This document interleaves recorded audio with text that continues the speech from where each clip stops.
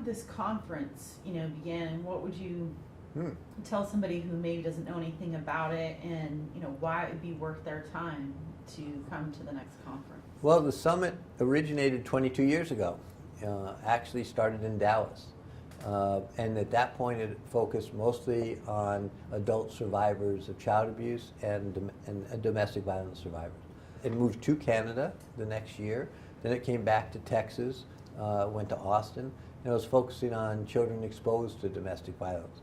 In fact, we were the ones who coined that term, because people were talking about child witnesses, and we realized it was broader than that.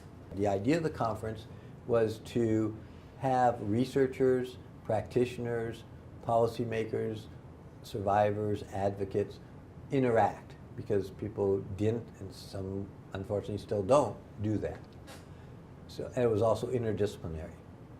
So that was the goal, that's what started it, is because there was nothing else out there that brought those different groups dealing with different populations together.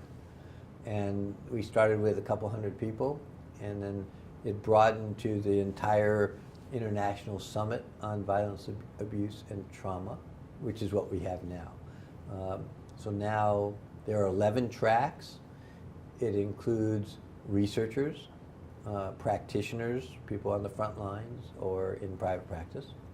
It includes policymakers from state, federal agencies, and others. It includes advocates and parents/survivors.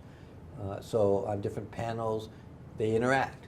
So a researcher and a practitioner and a survivor might be on the same panel talking about the dynamics or interventions for, say, domestic violence victims, or perpetrators, or child abuse, or child trauma, or adverse childhood experiences. There virtually isn't anything regarding violence, abuse, or trauma that's not at this summit.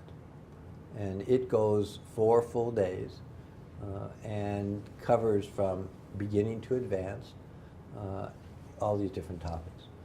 So for people who are either in the front lines or in private practice or working for an agency or organization, is definitely something here for them to enhance their networking, collaboration, and their skills.